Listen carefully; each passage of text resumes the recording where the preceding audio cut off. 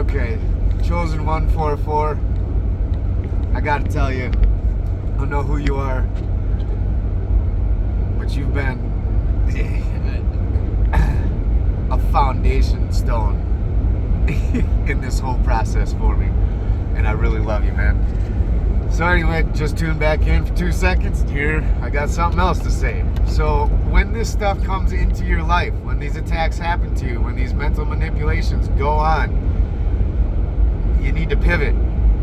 Like, just as I was filling up with gas, I walked in the store with my big stupid smile on my face that, just, I don't know if people like it or hate it, I can't tell, I think it's a little of both, but I don't really care.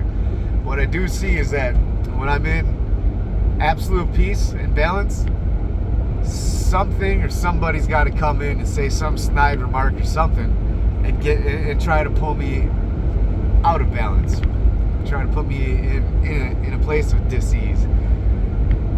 And what you got to do is just meet that shit with more happiness, more positivity, and more kindness. So turn anywhere, just look around you for somebody that could use a kind word. And I guarantee you, whoever came up to give you a bad day is going to slink off to the corner and have nothing to say, or they're going to start going nuts, which is also really crazy to see. When you walk into the gym and watch somebody start headbutting a wall and punching the floor when you're completely out of shape and you got no business acting like you're a tough guy, yeah, it's because you're fucking with them. They're trying to fuck with you. Oh man. So yeah, like here's another experience when I was at the gym. Just got back into the gym, which I haven't lost a thing.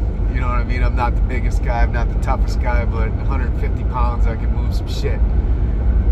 I can hold my own. And it ain't about that. I go in not to work out my body, but to work out my energy, your breath. And the rest of it is just masturbation. So when I started going to the gym, it was a witch couple. I guarantee you. I had the beard, gray, everything. Like you start to see people for what they are, and it is your typical, man, that person looks like they do dark shit. They're bikers. A lot of bikers, you'd be real surprised at what they actually are.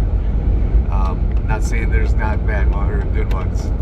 You know what I mean? There probably is, but from the ones I've seen, yeah. So anyway, this couple comes in, they're trying to love bomb me, glamour spell you, where these people will open their eyes bright and try to look right at you with a smile, and you can feel an energy of, oh man, yeah, I want that come over you, right? That's what that shit is. So stand right up, tell them to fuck the fuck off, I know who you are, and get out of my energy. That's what I didn't do, and I regret it.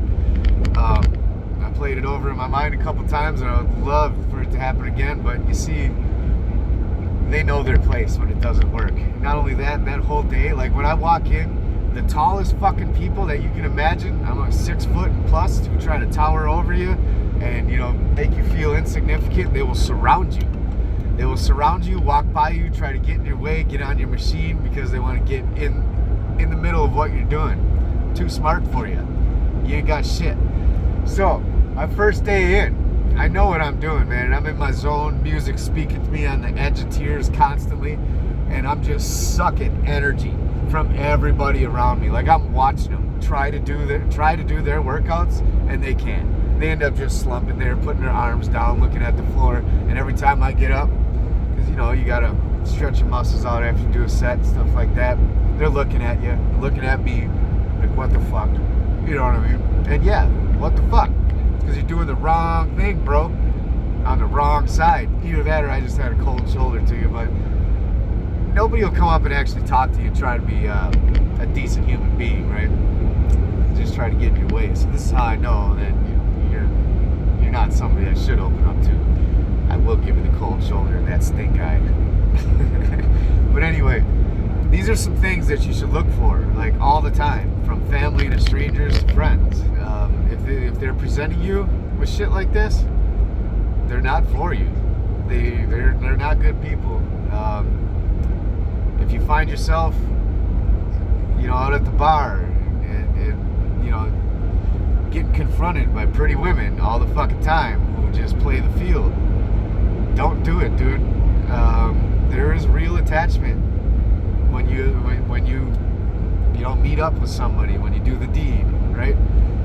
There's real attachment that goes into that. It's energetic. It's supposed to be a sacred union. You know what I mean? And when you mistreat it and you bring groups of people in, you take on that energy.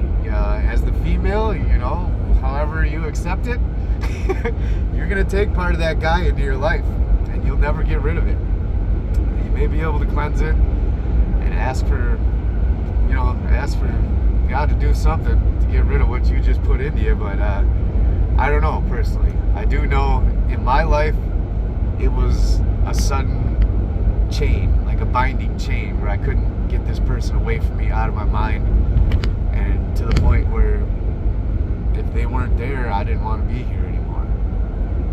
But I had to sit with that. And I had to rise above it. So I'm telling you, I don't care how bad of a situation you're in, you can get out of it. You can pull yourself out of it. You are your own life preserver. All you gotta do is pump yourself up.